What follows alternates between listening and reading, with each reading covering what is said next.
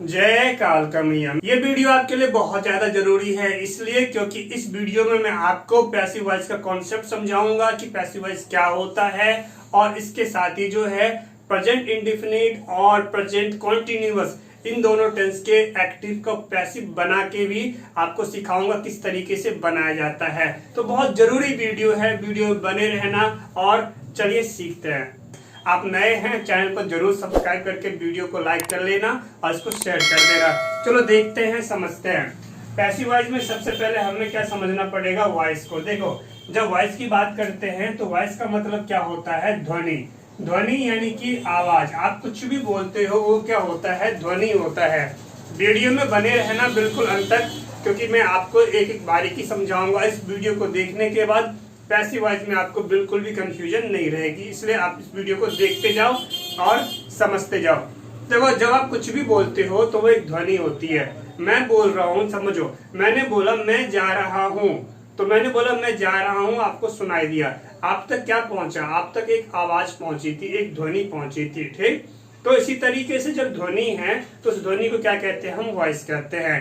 यहाँ तक समझ में आ गया। अब हम आगे चलते हैं। देखिए, जब हम वॉइस की बात करते हैं तो वॉइस हमारा दो तरीके से होता है। एक वॉइस होता है हमारा एक्टिव वॉइस, एक्टिव वॉइस होता है, और दूसरा होता है पैसिव वॉइस। तो यहाँ पे हम इसको देख लेते हैं। ये हमने लिख दिया पैसिव वॉइस। तो अभी आपने क्या समझा, वॉइस हमारे दो होते हैं, एक्टिव वॉइस और पैसिव वॉइस। अब जरा समझते हैं। देखिए, ये एक्टिव वॉइस और पैसिव वॉइस का क्या मतलब, यानी ये भी एक आवाज है, ये भी एक आवाज है। आप कुछ बोल रहे हो, जैसे मैं अंग्रेजी सीखूंगा, आपने बोला, ठीक, तो ये भी एक आवाज है। लेकिन एक्टिव वॉइस और पैसिव वॉइस का क्या मतलब है, अभी ध्यान दीजिए। देखिए, यहाँ समझते हैं सबसे पहली बात कि जो आपने टेंस सीखा था, आपने जितना टेंस अभी सीख लिया है, चाहे वो प्रेजेंट टेंस हो, पास्ट टेंस हो, फ्यूचर टेंस हो, यानी आपने जो टेंसेस सीखे हैं, तो वो टेंसेस जो आपने सीखे हैं, तो उसमें आपने क्या देखा था कि उसमें मेन क्या था, उसमें मेन था आपका सब्जेक्ट। कोई भी हम जैसे मान लो स्ट्रक्चर हम बनाते हैं, उसमें पहले क्या आता था, सब्जेक्ट आता था, ठीक। अब यहाँ पे जो हम पैसिव वॉइस सीखेंगे, तो पैसिव वॉइस में हम फिर से टेंस को सीखने जा रहे हैं। समझ रहे हो, आपने प्रेजेंट टेंस पढ़ा, पास्ट टेंस पढ़ा, फ्यूचर टेंस पढ़ा, तो सभी टेंसेस को हम यहाँ पे सीखेंगे और हम इसका सीखेंगे पैसिव वॉइस। तो यहाँ पे क्या होएगा, यहाँ पे पैसिव वॉइस में मेन होता है ऑब्जेक्ट। तो सबसे पहली बात आपको ये समझ में आ गया कि जो हमारा एक्टिव वॉइस होता है, एक्टिव वॉइस में सब्जेक्ट मेन होता है और पैसिव वॉइस में ऑब्जेक्ट मेन होता है। ये पहली बात, ठीक। अब समझते हैं यहाँ पे कि हमें फिर क्या सीखना है। मैंने आपको बोला था पैसिव वॉइस सीखोगे, लेकिन मैंने यहाँ पे एक्टिव वॉइस लिखा। मैंने आपको ये समझाया है कि जो ये आपका एक्टिव वॉइस है, यानी जो आपने टेंस सीखा है, यानी उसमें सब्जेक्ट मेन होता है। मैं आपको एक बार और समझा दूं। देखो, आपका क्या स्ट्रक्चर होता है, मैं यहाँ पे एक स्ट्रक्चर लेता हूँ एफर्मेटिव का। तो एफर्मेटिव सेंटेंस में बनाते हो तो पहले क्या बनता है, पहले सब्जेक्ट, इसके बाद हेल्पिंग वर्ब, फिर वर्ब और फिर ऑब्जेक्ट होता है। यानी सबसे पहले क्या आता है, सबसे पहले आता है सब्जेक्ट। यहाँ पे देखो, सबसे पहले आ गया सब्जेक्ट, तो सब्जेक्ट मेन होता है। यही आपने सीखा है इस तरीके से। तो ये हमारा क्या कहलाता है, ये हमारा कहलाता है आपका एक्टिव वॉइस, ठीक। लेकिन अगर हम यही बात करें पैसिव वॉइस की, लो मैं इसके आगे लिख देता हूं ताकि आपके दिमाग में रहे। मैं इसको ना शॉर्टकट लिख देता हूं, एक्टिव वॉइस यानी कि ए और वी, इस तरीके से मैंने इसको लिख दिया। अब बात करते हैं पैसिव वॉइस में क्या हो जाएगा, ये जरा इसको समझते हैं। तो जब हम पैसिव वॉइस में जाएंगे तो ठीक इसी तरीके से एफर्मेटिव सेंटेंस का वहां पे स्ट्रक्चर क्या बनेगा, इसको जरा ध्यान दो। देखो, वहां पे क्या बनेगा, ये जो ऑब्जेक्ट बाद में है, ये ऑब्जेक्ट आपका मेन हो जाएगा। आपको यहाँ पे दिमाग में बिठा के रखनी है बात को कि यहाँ पे एक्टिव वॉइस में सब्जेक्ट मेन होता है और पैसिव वॉइस में ऑब्जेक्ट मेन होता है। बाकी ये जो है आपका पलट जाएगा और ये यहाँ पे चला जाएगा, कुछ इस तरीके से। यानी एक्टिव में सब्जेक्ट पहले और पैसिव में ऑब्जेक्ट पहले, ठीक। अब हम समझते हैं इसके आगे। यहाँ तक क्लियर हो गया, इसको नोट कर लो। अब मैं इसके आगे बढ़ रहा हूँ और आपको समझा रहा हूँ।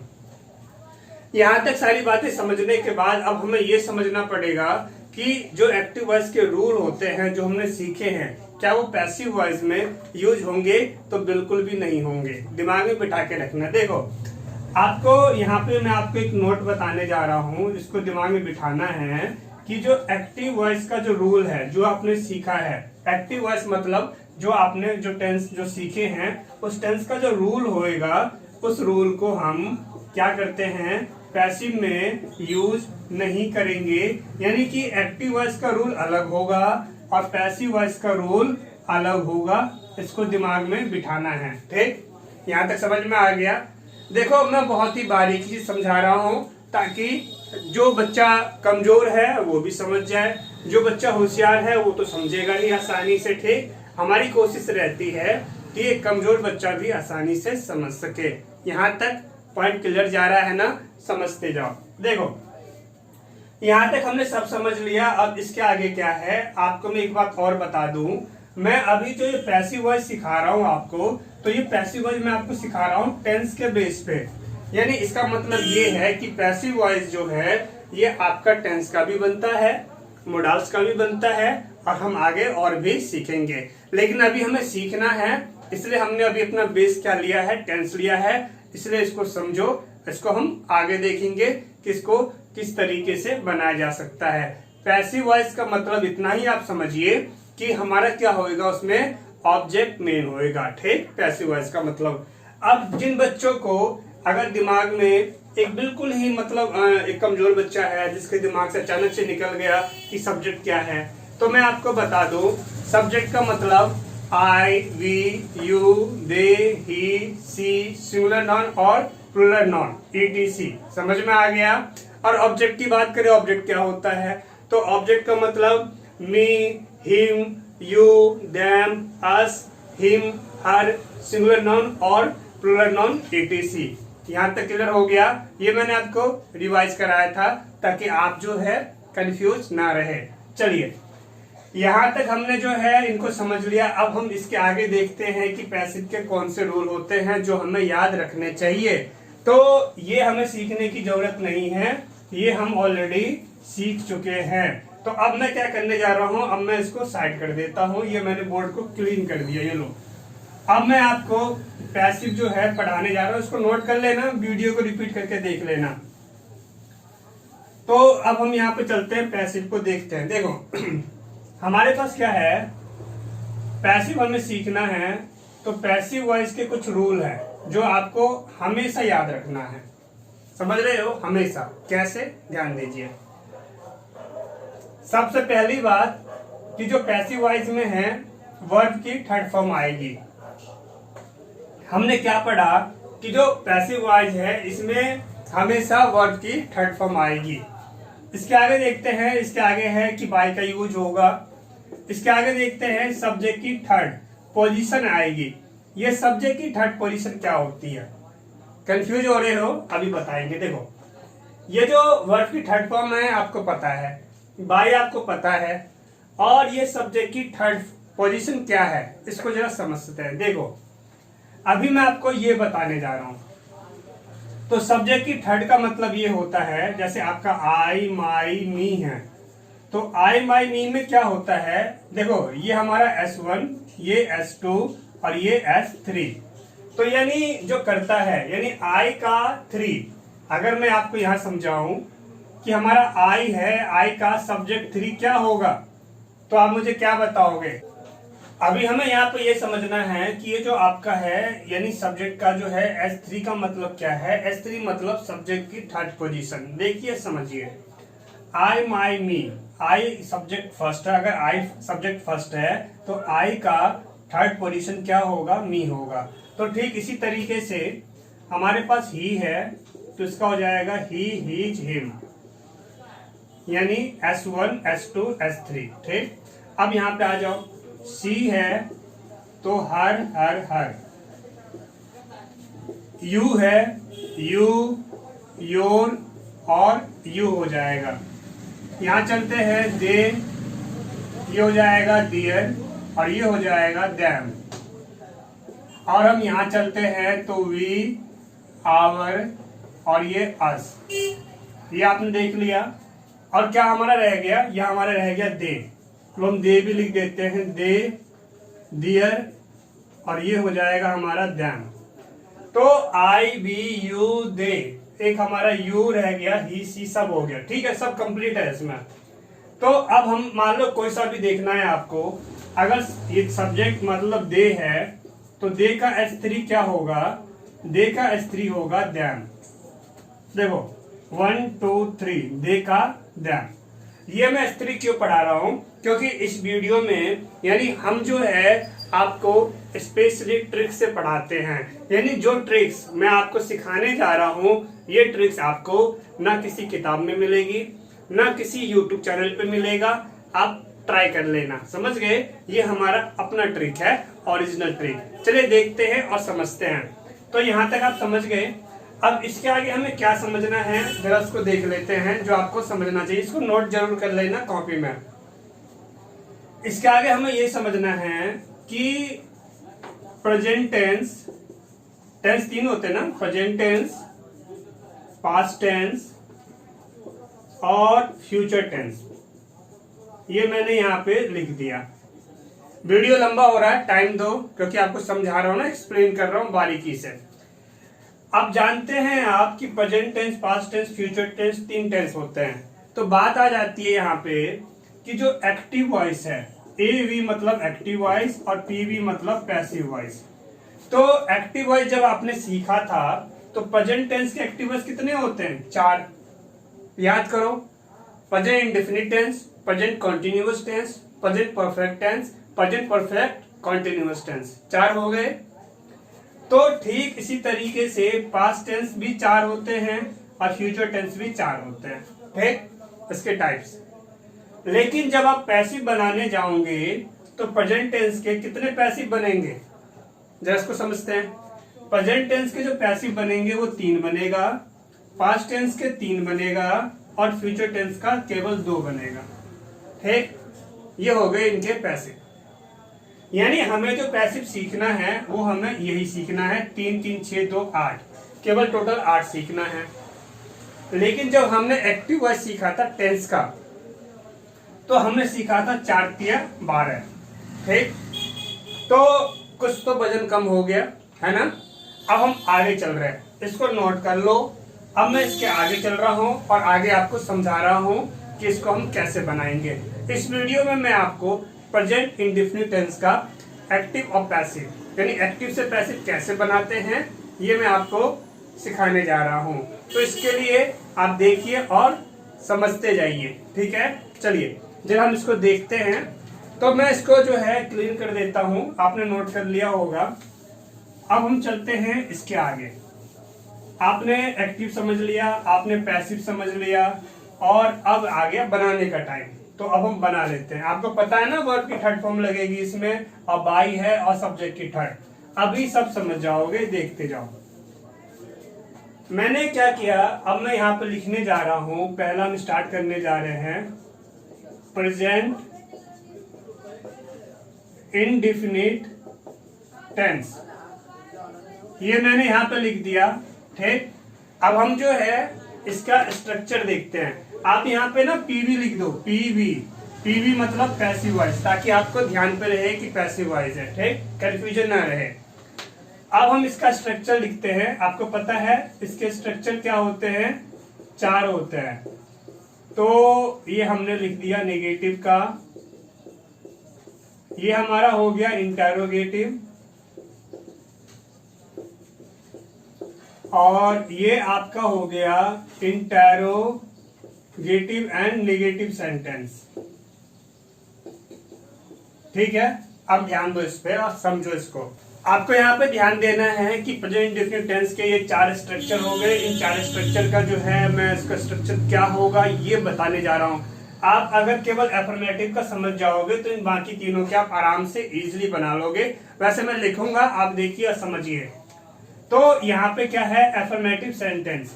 एफर्मेटिव सेंटेंस में पहले क्या लेंगे, ऑब्जेक्ट। देखो क्या आ गया, पहले ऑब्जेक्ट आ गया, फिर क्या लेंगे, इज एम आर, वर्ब की थर्ड फॉर्म वाई लगाएंगे, और सब्जेक्ट की थर्ड। यही तो मैं आपको सिखा रहा था, ये सब्जेक्ट थर्ड। अब आगे समझ में क्या क्यों सिखाया था मैंने, अभी देखते जाओ। अब आप सोच रहे होंगे कि सर ये इजेएमआर आ गया, तो इजेएमआर तो प्रेजेंट इंडेफिनिट टेंस में आता ही नहीं है, तो प्रेजेंट इंडेफिनिट टेंस के एक्टिव वॉइस में नहीं आता है, लेकिन प्रेजेंट इंडेफिनिट टेंस के पैसिव वॉइस में आता है। समझ गए? बात समझ में आ रहा है? आगे देखो, कमेंट करो यस सर समझ में आ गया। अब जब हम नेगेटिव को बनाएंगे तो नेगेटिव का क्या तरीका होगा, बस इसमें नोट लगाना है, तो लगा लो जल्दी से नोट। ये हो गया इज एम आर, यहाँ पे लिख लो, प्लस यहाँ पे हमने नोट डाला, वर्ब की थर्ड, बाय और सब्जेक्ट की थर्ड। इंटरोगेटिव की बात करते हैं तो इसमें क्या करेंगे हम, इज एम आर ये ले लिया, फिर ऑब्जेक्ट ले लिया, वर्ब की थर्ड, बाय सब्जेक्ट की थर्ड। इंटरोगेटिव नेगेटिव है तो इसमें क्या होगा, नॉर्मल सी बात है, इज एम आर इसका पहले आ गया, प्लस ऑब्जेक्ट आ गया, नॉट आ गया, वर्ब की थर्ड और बाय और सब्जेक्ट की थर्ड पोजीशन। ये हो गया, यहाँ तक क्लियर है। अब मैं इसका जो है ना सेंटेंस बताने जा रहा हूं। देखो आपने एफर्मेटिव स्ट्रक्चर को देख लिया, इसके बाद हम इसमें क्या किया, हमने बस एक नॉट ऐड किया, बाकी सब सेम है। यहाँ जब इंटरोगेटिव है हेल्पिंग वर्ब को पहले लिया, बाकी सब सेम है। ठीक, अब इंटरोगेटिव है तो इंटरोगेटिव की तरह हेल्पिंग वर्ब नीचे आ गया, ऑब्जेक्ट लिया, नोट लगाया, वर्ब थर्ड, बाय और सब्जेक्ट की थर्ड, बाकी ठीक है, समझ में आ गया। ठीक, अब यहाँ पे देख लेते हैं हम जरा यहाँ पे कि इसके सेंटेंस बनते कैसे हैं। देखो आप जब पैसिव बनाओगे तो पहला हमारा क्या होगा, पहला हमारा होगा एक्टिव वॉइस। तो एक्टिव वॉइस किसका होगा, एक्टिव वॉइस हम पैसिव किसका बनाने जा रहे हैं, हम पैसिव बनाने जा रहे हैं प्रेजेंट इंडेफिनिट टेंस का। तो जो हमारा इसका जो पैसिव बना रहे हैं तो इसका जो एक्टिव होगा, यानी एक्टिव जिसको हम लेंगे वो भी इसी टेंस का ही होगा। यानी अगर आप प्रेजेंट इंडेफिनिट टेंस का पैसिव बनाने जा रहे हो, मैं रिपीट कर रहा हूं, तो एक्टिव किसका होगा, वो भी इसी टेंस का होगा। यानी एक ही टेंस के एक्टिव होते हैं, फिर उसी का पैसिव बनता है। समझ में आ गया? चलिए, जैसे सेंटेंस है हमारा, आई गो हीज होम, मैंने लिख दिया यहाँ पे आई गो हीज होम, तो इसका हम पैसिव बनाएंगे। ये लो मैंने पैसिव बनाना स्टार्ट कर दिया। तो सबसे पहले हमें क्या देखना होता है, सबसे पहले हमें ये देखना होता है कि ये जो सब्जेक्ट, ये जो सेंटेंस हमारे पास है, ये सेंटेंस कौन सा है, ये सेंटेंस कौन सा है इन चारों में से, तो इन चारों में से सेंटेंस है ये एफर्मेटिव सेंटेंस। समझ में आ रहा है? ये एफर्मेटिव सेंटेंस है, तो देखिए और समझिए। जब हम एफर्मेटिव की बात कर लेते हैं यहाँ पे, तो पहले क्या लोगे, ऑब्जेक्ट। तो ऑब्जेक्ट क्या, होम। होम अकेला नहीं आएगा क्योंकि यहाँ पे हीज है, तो हीज होम आएगा एक साथ। समझ पा रहे हो? तो क्या ले लिया हमने ले लिया हीज और होम ले लिया साथ में। ठीक, इसके अब आगे चलते हैं, इज एम आर, ये उसका घर है यानी सिंगुलर है, समझ रहे हैं, तो क्या लेंगे, इज। अब हम इसके आगे चलते हैं, तो वर्ब की थर्ड, यानी गो का थर्ड क्या होता है, यहाँ पे देखो गो है, वेंट है और इसका थर्ड क्या होता है, गॉन। तो हम इसका जो है थर्ड लेंगे, ये वाला गॉन। तो हीज होम इज गॉन, हमने गॉन लगा दिया। अब इसके आगे क्या करेंगे, देखो वर्ब थर्ड हो गया, बाय लगाएंगे, बाय लगा दो। सब्जेक्ट की थर्ड, सब्जेक्ट की थर्ड यानी कि सब्जेक्ट कौन सा है, सब्जेक्ट ये रहा, इसका थर्ड, इसका थर्ड याद करो, ये क्या है, आई है, आई माई मी, यानी S1 S2 और ये S3, तो इसका थर्ड क्या होगा, मी, यानी आई का क्या होगा, मी। तो हमने यहाँ क्या लिख दिया, मी। समझ में आ गया? अब हम इसके आगे चलते हैं। देखो इसके आगे हम एक सेंटेंस लेते हैं इंटरोगेटिव का, do you not go his home, ताकि आपके समझ में आ जाए आसानी से। तो इसमें क्या होएगा बच्चों, ध्यान दो, हम पहले तो लिख देंगे कि भैया ये पैसिव वॉइस है। सेंटेंस कौन सा है, ये हमारा सेंटेंस इंटरोगेटिव है और नेगेटिव है, यानी दोनों ही है। अब समझ लेते हैं ये कौन सा स्ट्रक्चर से बनेगा, 1 2 3 ये 4, फोर्थ वाले से, इंटरोगेटिव और नेगेटिव। पहले क्या लोगे, इज एम आर ऑब्जेक्ट के साथ, तो ऑब्जेक्ट क्या आएगा हमारे पास, ऑब्जेक्ट है हमारा हीज होम। तो हीज होम को आप लिख लो। हीज होम को लिखने के बाद हम क्या करेंगे, हम सोचेंगे कि पहले यहाँ पे क्या लगाएं। तो तो यहाँ पे हम क्या लगाएंगे, हीज होम है, यहाँ पे हीज होम था ना इसमें, तो क्या आया था इज, तो इसमें हेल्पिंग हो तो इज ही आएगा, और यहाँ पे इज पहले, यहाँ पे बाद में हो गया इज, देखो यहाँ पे इज जो है बाद में हो गया ये वाला, और ये वाला इज पहले हो गया। ऐसा क्यों? क्योंकि ये अफर्मेटिव सेंटेंस है। ये वाला हमारा क्या था, ये इंटेरोगेटिव नेगेटिव है, तो इंटेरोगेटिव में हेल्पिंग वर्ब पहले आता है, इसलिए पहले हो गया। आगे देखते हैं, तो ये हमारा हो गया हीज होम। हीज होम समझ में आ गया। हीज होम के बाद आपको ये समझना है कि अब हम आगे बढ़ते हैं। हमने इजेमार ले लिया ऑब्जेक्ट, अब क्या लेंगे, नॉट। तो यहाँ पे नॉट लगा लो।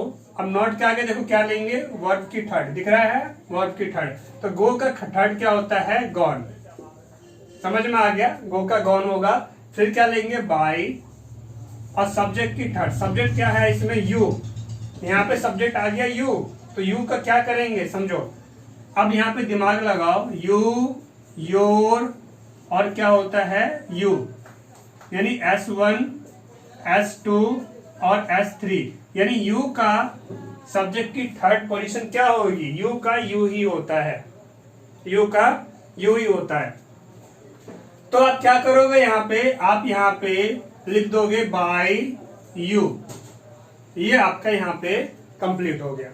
ठीक, अब जो है बच्चों मैं आपको अभी प्रेजेंट कॉन्टिन्यूअस टेंस भी पढ़ाने जा रहा हूं इसी में, ताकि आप जो है इसको बेहतर तरीके से समझ लो, और जब आप क्लास में आएंगे तो क्लास में आने के बाद जो है आपको मैं प्रैक्टिस कराऊंगा, ताकि आप और भी ज्यादा बेहतर तरीके से क्लियर हो जाए और परफेक्ट हो जाए, मतलब पूरी तरीके से कमांड आ जाए। और आपने अभी तक क्लास ज्वाइन नहीं किया है होम ट्यूशन या ऑनलाइन क्लास से, तो जरूर ज्वाइन कर लो। चलिए देखते हैं आगे। मैंने आपके लिए प्रेजेंट कॉन्टिन्यूअस टेंस का जो है ये पूरा स्ट्रक्चर यहाँ लिख दिया है, और ये मैंने कुछ सेंटेंस लिखे हैं, और ये क्या है हमारा, ये है हमारा पैसिव वॉइस।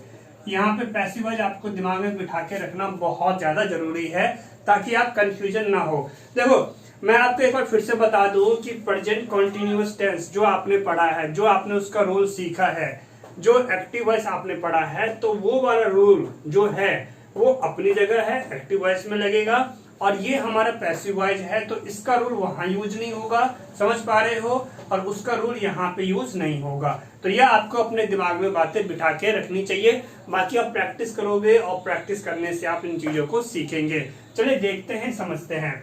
मैं आपको एक स्ट्रक्चर समझा रहा हूँ। देखो प्रेजेंट कॉन्टिन्यूअस टेंस का जब पैसिव वॉइस होता है तो अफर्मेटिव सेंटेंस का स्ट्रक्चर ये होता है। अब आप समझ चुके हो कि हमारा ऑब्जेक्ट पहले आएगा, इसके बाद जो है आपको दिमाग में बिठाना चाहिए कि यहाँ पे क्या है, इज एम आर आएगा। देखो इज एम आर हमारा ये प्रेजेंट इंडेफिनिट टेंस वाले का एक्टिव जो पैसिव वॉइस था उसमें भी था, ठीक, और यहाँ पे भी आ गया। अब आपको यहाँ पे अलग क्या हो रहा है, यहाँ पे अलग हो रहा है बीइंग।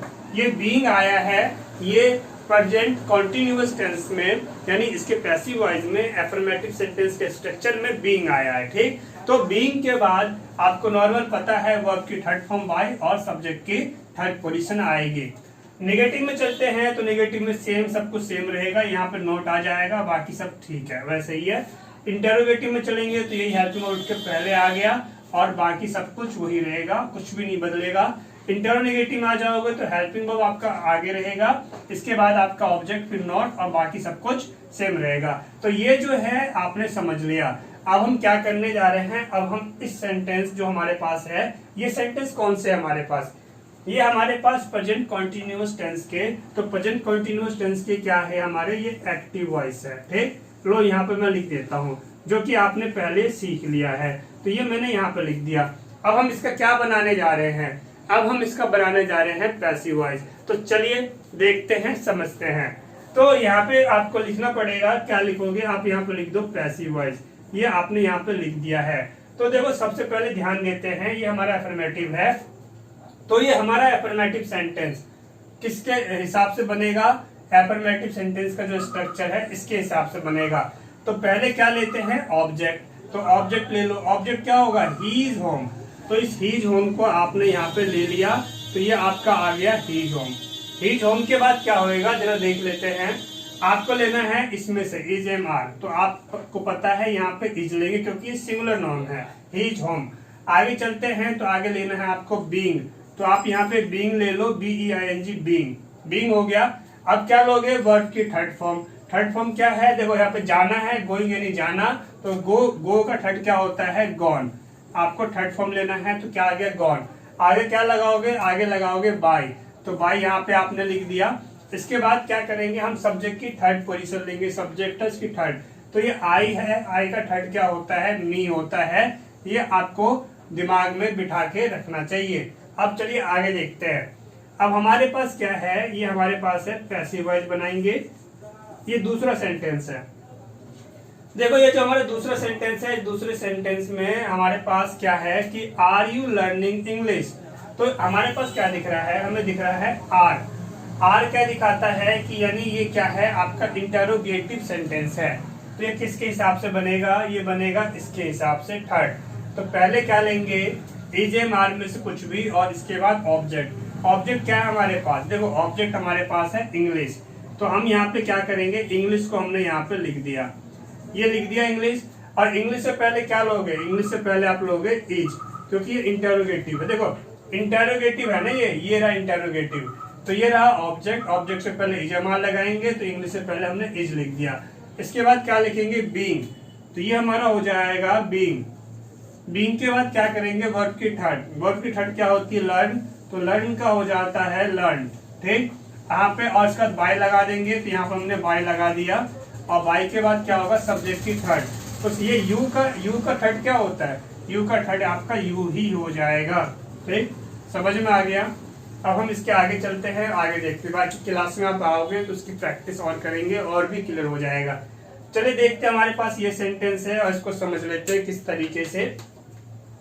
ये है हमारा पैसिव वॉइस, हमने यहाँ पे लिख दिया। इसके बाद हम क्या करेंगे, हमें देखना है सेंटेंस है I am not teaching him, तो यहाँ पे क्या है, आपको नॉट दिख गया, यानी सेंटेंस कौन सा है, ये नेगेटिव। तो नेगेटिव में सबसे पहले हमें क्या लेना है, ऑब्जेक्ट। ऑब्जेक्ट क्या है हमारे पास, हिम। देखो हमारे पास हीज होम था, तो इसको तो हम ऐसे उठा के ले आते थे, हीज होम यहाँ है तो इसको उठा के हम यहाँ ले आए। लेकिन यहाँ पे हिम है, तो क्या हिम को सीधा यहाँ पे हिम लिख देंगे, तो ऐसा बिल्कुल भी नहीं होगा। क्यों, समझिए। आपको पता होना चाहिए कि हमें क्या करना है, ये ही किसका है, हिम किसका है, ही, हीज, हिम, यानी कि सब्जेक्ट का फर्स्ट, सब्जेक्ट की सेकेंड और सब्जेक्ट की थर्ड। समझ पा रहे हो। तो अब जब हमारे पास यहाँ पे हिम है तो सब्जेक्ट की थर्ड, समझिए ध्यान से, हमें क्या करना है, मैं आपको फिर से रिपीट कर देता हूं, ध्यान दीजिए।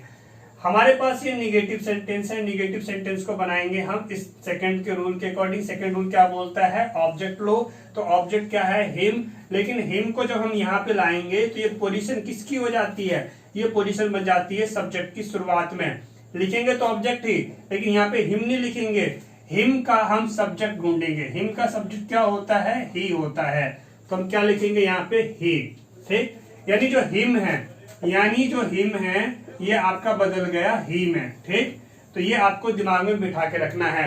अभी जरा ये सेंटेंस मैं आपको बता दूं, इसके बाद मैं आपको समझाऊंगा कि सब्जेक्ट से ऑब्जेक्ट और ऑब्जेक्ट से सब्जेक्ट कैसे होता है। ये भी मैं आपको यहाँ पे लिख दूंगा ताकि आपको बिल्कुल भी कंफ्यूजन नहीं रहेगी, गारंटी लेता हूं मैं इस बात की। अभी जरा इसको देख लेते हैं। देखो I am not teaching him, हमने ही ले लिया। अब हमारे पास निगेटिव है तो क्या लेंगे, इज। ही के साथ ही सिंगुलर नॉन है तो नॉट आ जाएगा क्योंकि निगेटिव है। यहाँ देखो नॉट आ गया। फिर बीइंग लेंगे तो हमने यहाँ पे बीइंग लगा दिया, तो क्या बन गया, ही इज नॉट बीइंग। इसके बाद टीचिंग का क्या बन जाएगा, टीचिंग का वर्ब का थर्ड है, ये बन जाएगा आपका टॉट। आपने इसकी थर्ड फॉर्म टॉट लगा दिया, तो he is not being taught. फिर आगे क्या हो जाएगा, बाय, और इसके आगे क्या है, देखो बाय लिखने के बाद सब्जेक्ट की थर्ड, सब्जेक्ट हमारा इसमें क्या है, आई। आई का क्या बनेगा, आई का बन जाएगा मी। तो ये आपने देख लिया और आपने इसको समझ लिया, तो समझ में आ गया, ठीक। अब देखो बात करते हैं, अभी मैंने आपको बताया था ना सब्जेक्ट ऑब्जेक्ट समझाऊंगा, तो जरा इसको अब समझ लेते हैं ताकि आपके लिए इजी हो जाएगा बहुत ज्यादा। बने रहो वीडियो में। तो इसको मैं यहाँ पे इसको हटाता हूँ और मैं आपको यहाँ पे समझा देता हूँ।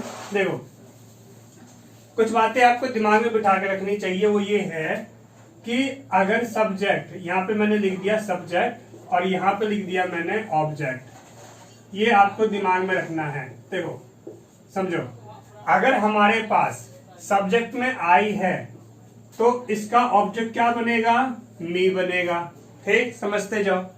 और ऑब्जेक्ट में मी है तो इसका सब्जेक्ट क्या बनेगा, आई बनेगा। ही है तो ये हिम हो जाएगा। सी है तो ये हर हो जाएगा। यू है तो ये आपका यू हो जाएगा। दे है तो ये आपका दैम हो जाएगा। ठीक, यहां तक समझ में आ गया। अब हम इसके आगे चलते हैं और देखते हैं। देखो, जब हम इसके आगे आते हैं तो हमारा ये आ गया, और यहाँ पर हम देख लेते हैं वी। वी है तो अस हो जाएगा। लेकिन अगर कोई सिंगुलर नॉन है, सिंगुलर नॉन है तो वो नहीं बदलता। सिंगुलर नॉन का वो सिंगुलर नॉन ही रहता है, वही उठ के आ जाता है। ठीक, इसी तरह से अगर कोई प्लूरल नॉन है तो ये भी नहीं बदलेगा, ये भी सेम वही रहता है, ये उठ के उधर आ जाता है। और आपने जो देखा था ना, एक जो परेसिव देखा था, यानी कि जैसे कि इस तरह से देखा था आपने, हीज होम। जैसे मान लो हीज होम देखा है आपने, तो हीज होम उठ के जाएगा तो इधर भी हीज होम ही रहेगा, ये नहीं बदलेगा। ठीक, हीज होम, इधर भी हीज होम, इधर भी हीज होम। अगर मान लो हम इसमें कर देते हैं कि योर फादर, मान लो यहाँ पे मैंने लिख दिया योर फादर, तो योर फादर इधर जाके भी योर फादर ही रहेगा। समझ रहे हो, यहाँ भी जाके योर फादर ही रहेगा, और ये इधर आएगा फिर भी योर फादर ही रहेगा। तो इस वीडियो को देखने के बाद, इस वीडियो को आपको बार बार रिपीट करके देखना है, दिमाग में बैठ जाएगा। अगर आपने अभी तक ऑनलाइन क्लास को ज्वाइन नहीं किया है तो जल्दी से ज्वाइन कीजिए। स्क्रीन पे आपको नंबर दिख रहा है, या आप नजदीक रहते हैं तो आप होम ट्यूशन के जरिए भी पढ़ाई कर सकते हैं। तो आज ही डेमो क्लास के लिए मुझे व्हाट्सएप कीजिए और घर बैठे सीखिए। तो मिलता हूं मैं आपसे अगले वीडियो में। जय हिंद, वंदे मातरम।